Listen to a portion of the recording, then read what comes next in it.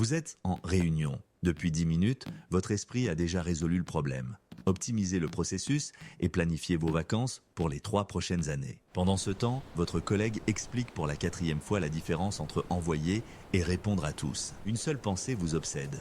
Est-ce que c'est moi ou est-ce que le temps s'est mis à fonctionner au ralenti? Si cette scène vous est familière, félicitations. Vous n'êtes probablement pas impatient ou incapable de vous concentrer. Vous êtes juste intelligent. Aujourd'hui, on fait le test de l'ennui.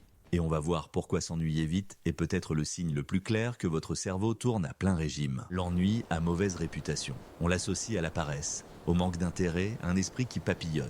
Dans notre culture de la productivité, ne rien faire, ou pire, s'ennuyer en faisant quelque chose est presque un péché. Vous êtes celui qui termine les puzzles en premier, qui comprend la blague avant la chute, qui voit la solution alors que les autres en sont encore à définir le problème. Votre esprit est une voiture de course. Le problème ? La plupart du temps, on vous demande de rouler dans une zone limitée à 30 km/h. Cette frustration, cette agitation mentale, c'est le bruit de votre moteur qui vous supplie d'accélérer. Alors, quelle est la science derrière tout ça ? Entrons dans le vif du sujet. Le concept clé ici est le besoin de cognition. C'est une mesure psychologique qui décrit le plaisir qu'une personne prend à s'engager dans des activités intellectuellement stimulantes. Les personnes avec un QI élevé ont généralement un besoin de cognition élevé. Leur cerveau n'est pas juste capable de traiter des informations complexes, il en a besoin. Il en a faim. Une étude de la Florida Gulf Coast University a mis en lumière ce phénomène. Les participants avec un besoin de cognition élevé s'ennuyaient plus vite. Pourquoi ? Parce que leur esprit traite l'information beaucoup plus rapidement.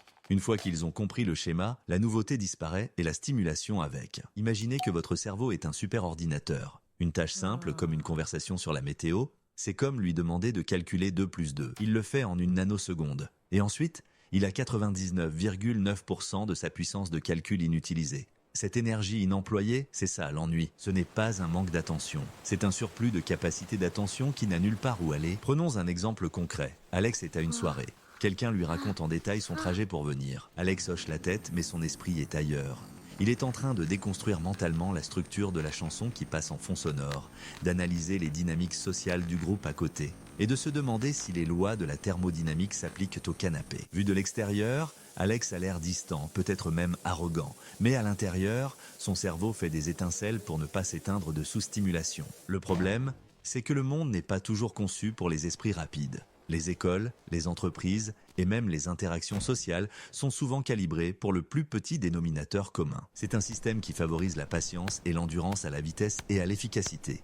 Et c'est là que vous vous sentez en décalage. Ok, c'est bien de savoir qu'on n'est pas fou. Mais que faire de cette énergie débordante ?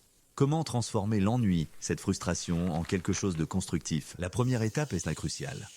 Recadrez votre perception. L'ennui n'est pas un ennemi, c'est un signal. Un GPS interne. Quand vous vous ennuyez, votre cerveau ne vous dit pas « arrête tout ». Il vous dit « ceci n'est pas assez ».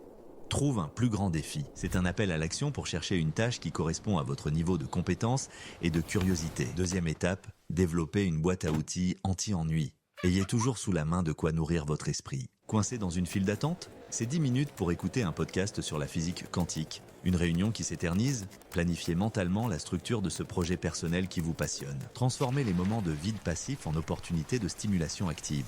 C'est ce qu'on appelle l'ennui productif. Troisième étape, concevez votre environnement. Ne subissez pas l'ennui, anticipez-le. Si votre travail était répétitif, parlez-en à votre manager. Proposez d'automatiser les tâches ennuyeuses pour libérer du temps pour des problèmes plus complexes. C'est un gain pour tout le monde. Choisissez des hobbies qui n'ont pas de fin.